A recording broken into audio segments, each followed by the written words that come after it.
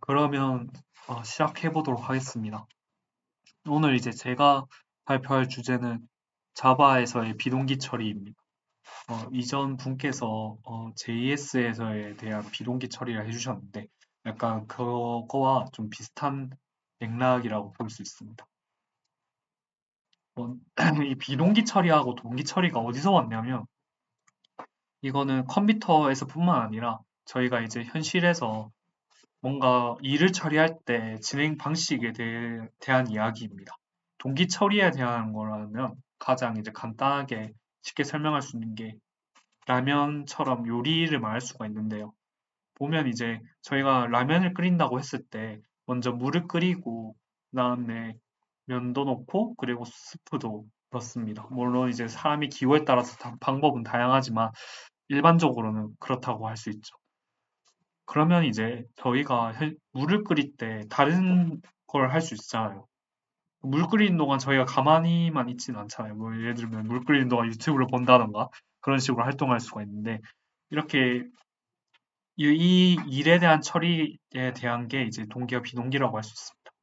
동기는 이제 물 끓일 때 가만히 있는 겁니다. 아무것도 안 하고 그냥 물 끓일 때까지 기다리는 거예요. 그럼 비동기는 물 끓이도록 놔두고 딴 거를 하는 걸 말하는 거예요. 이거를 그대로 컴퓨터에 적용한 겁니다. 비동기 처리는 프로세스 A가 있으면 B에게 처리를 요청을 합니다. 그러면 A는 하는 동안 요청이 진행되는 동안 딴 자기가 해야 할 일을 계속 하는 거예요. 그 반대가 이제 동기 처리입니다. 그럼 이렇게 보면 저희가 평소에도 비동기를 많이 하니까 컴퓨터도 비동기를 하면 안 되는 거 아닌가요? 이렇게 쉽게 생각할 수가 있는데 다만 이렇게 하면 좋습니다. 왜냐하면 멀티태스킹을 하는 거니까 당연히 일도 빠르게 처리할 수 있고 리소스에 대한 효율적인 처리 사용도 가능하겠죠. 하지만 이 가장 큰 문제가 있습니다. 이게 설계 방식에 있어서 정말 복잡하다는 게 문제인데요. 왜냐하면 로직에 비동기 처리를 한다는 말은 로직이 기하급수적으로 동시에 처리를 해야 되는 것이다 보니까 설계에 대한 부담감이 같습니다. 왜냐하면 어떤 경우에는 이전의 결과가 필요한 동기식 처리가 필요하기 때문입니다. 그래서 이걸 해결하기 위해서 현재 이제 컴퓨터 모델에서는 스레딩 기법이라는 것이 나왔습니다. 이걸 그대로 자바에서도 사용을 하는데요. 여기서 이제 자바에 대한 이야기를 해보도록 하겠습니다. 먼저 이제 프로세스에 대한 용어를 아셔야 되는데요. 프로세스는 쉽게 설명하면 윈도우 운영 체제에서 사용하고 있는 프로그램이라고 생각하시면 됩니다. 저희가 이제 뭔가 운영 체제에서 어떤 프로그램을 실행하면 밑에 작업 표시줄에 뜨잖아요. 그게 이제 프로세스라고 말할 수 있습니다. 실제로 작업 관리자의 그 작업이 프로세스이기도 하고요. 그리고 이제 프로세스 안에는 여러 가지 메모리 영역이 존재합니다. 이 메모리 영역을 아주 단순하게 설명을 하면 코드, 데이터, 힙, 그리고 스레드가 있습니다. 코드는 이제 말 그대로 실행 프로그램이 코드가 저장된 영역을 말하고요. 데이터는 변수들이 저장되는 영역입니다. 그리고 힙은 동적으로 할당되는 메모리 영역인데요. 이건 이제 뭔가 객체라던가 이런 사라졌다 없어졌다 하는 동적으로 계속 유지를 해야 될 필요성이 있는 그런 공간입니다. 그리고 스택은 이것도 메소드 호출 시에 사용되는 겁니다. 근데 여기서 그림이 단순화됐기 때문에 힙이 스택이랑 같이 묶었는데 이게 세세하게 들어가면 엄청 내용이 복잡해져서 여기서는 간략하게만 설명했습니다. 그리고 이 프로세스는 자바에서는 이제 JVM에 의해서 관리가 됩니다. 여기서 프로세스를 말하는 거는 자바 어플리케이션, 스프링이면 스프링 어플리케이션이 되겠습니다.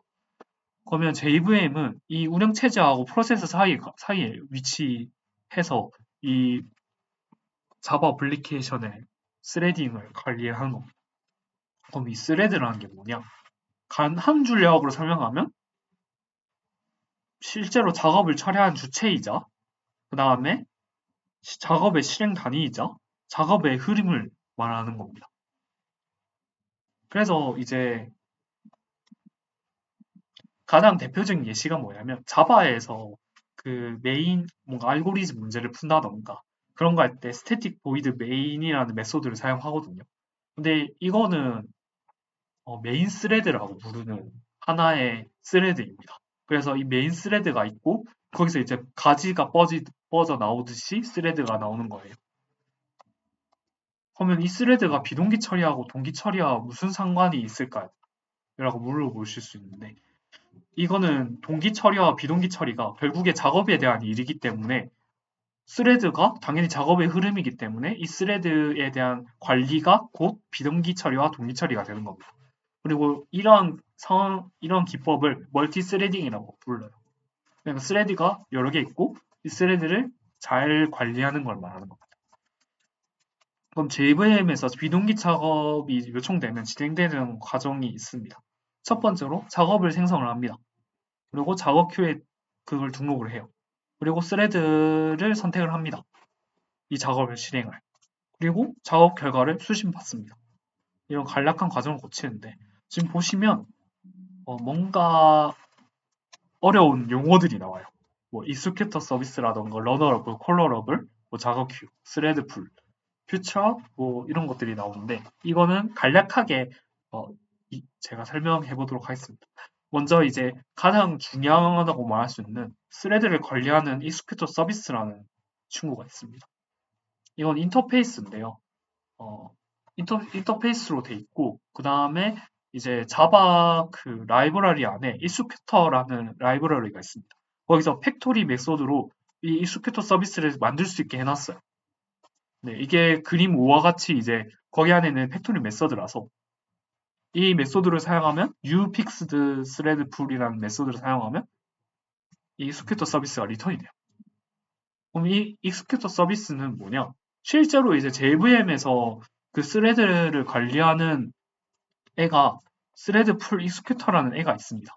얘를 좀 쉽게 쓰기 위해서 확장 인터페이스의 일환으로 보시면 됩니다. 그럼 얘가 말이 좀 어렵죠. 확장을 하고 막 이러는데 간략하게 설명한 그림이 6입니다. 뭔가 비동기 처리하고 싶은 작업이 있습니다. 그걸 이제 태스크 서브미터 그 작업들을 주는 친구예요. 그 애들이 있으면 익스큐터 서비스가 있으면 거기에다가 태스크 큐에 이 작업들을 넣습니다. 큐에 차곡차곡 넣은 다음에 이 큐에서 하나씩 빼요. 빼가지고 스레드한테 줍니다. 그럼 스레드는 그거를 그 작업을 받으면 처리를 하고 결과를 반환해 주는 거예요. 그냥 이 큐랑 스레드 풀을 가지고 있는 게 익스큐터 서비스입니다. 이렇게 이해하시면 됩니다. 이제 비동기 작업을 결과를 추상화한 게 이제 퓨처인데요. 아까 전에 그 결과를 수신할 때 퓨처라는 친구가 나왔습니다. 이 친구가 뭐냐면 비동기 작업상 나중에 결과가 옵니다. 왜냐면 이미 그 보내놓고 기다리지 않고 있기 때문입니다. 그러면 이제 이 처리를 완료됐는지 확인도 해야 되고 결과를 꺼낼 수 있어야겠죠. 그리고 작업이 취소가 됐는지 진행 상태까지 확인할 필요성이 있습니다. 그걸 이제 쉽게 하기 위해서 퓨처라는 인터페이스 추상화를 시킨 겁니다. 이 V 같은 경우는 이게 그 템플릿, 제네릭의 기법인데, 이거는 간단하게 말하면 여러 가지의 객체들이 다 들어갈 수 있는 겁니다. 그러니까 변수로 치자면 int, 더블 다 들어갈 수 있는 거예요. 그렇게 이해하시면 될 것 같습니다. 여기서 이제 주요 메서드를 설명을 간단하게 하면 이 get이라는 메소드를 통해서 작업의 결과를 받을 수 있습니다. 그리고 get이 실행이 되면 멈춰 있습니다. 그래서 블로킹 메소드라고 해요. 이 이후에 제가 예시를 통해서 자세히 설명해 보겠습니다. 이렇게만 그냥 작업이 시도됐는지 완료됐는지 작업 결과를 받을 수 있는 인터페이스다라고 이해하시면 될 것 같고 그 다음에 이제 러너러블이랑 콜러러블이 있는데 이거는 이제 간단하게 말하면 스레드에게 작업을 처리할 작업의 형식입니다. 왜냐하면 자바에서는 객체로 다 이루어져 있기 때문에 그 작업의 형식을 만들 필요가 있습니다. 그걸 이제 러너러블과 콜러러블로 해놨는데, 그럼 이 두 개의 차이가 뭐냐? 이름에서 유추하다 할 수 있는데, 러너러블은 그냥 반환가 없이 작업을 수행하고요. 콜러러블은 반환을 받습니다. 또는 예외를 던질 수 있다는 장점이 있습니다. 여기서 이제 이전에 설명했던 인스펙터 서비스랑 그 다음에 퓨처에 대한 예시가 나오는데, 먼저 러너러블을 보면 위에 보시면 러너러블 클래스가 있어요. 이 임플리먼트를 하게 되면 이 러너러블을 구현하겠다라는 의미이고, 그 구현을 한 게 런이라는 메소드입니다. 왜냐하면 러너러블 안에 런이라는 메소드가 있거든요. 그러면 이거는 뭘 구현하는 거냐면 그냥 프린트 인 하는 겁니다. 이 코드 자체가. 그냥 그거예요. 그걸 뿐이고, 그거를 이제 메인 메소드에서 실행을 하는 겁니다. 먼저 실행하기 전에 작업을 만들어야겠죠. 객체를 만들어 줍니다. 그 다음에 익스큐터도 만들어야 됩니다. 이건 이제 싱글 스레드, 메인 스레드 말고 또 다른 스레드 하나를 만드는 거고, 그거를 익스큐트라는 메소드로 실행을 합니다. 러너러블을. 그리고 끝납니다. 결과가 이렇게 나옵니다. 이걸 이제 비동기 처리로 한 거예요. 콜러러블은 이제 반환이 가능하다고 했죠. 이것도 뭐 크게 다르지 않습니다. 콜러러블을 만듭니다. 객체를. 그리고 리턴을 받습니다. result from 콜러러블이라고. 그리고 메인에서 이걸 실행해 보는데요. 먼저 아까처럼 콜러러블을 만들고 익스큐터를 만듭니다.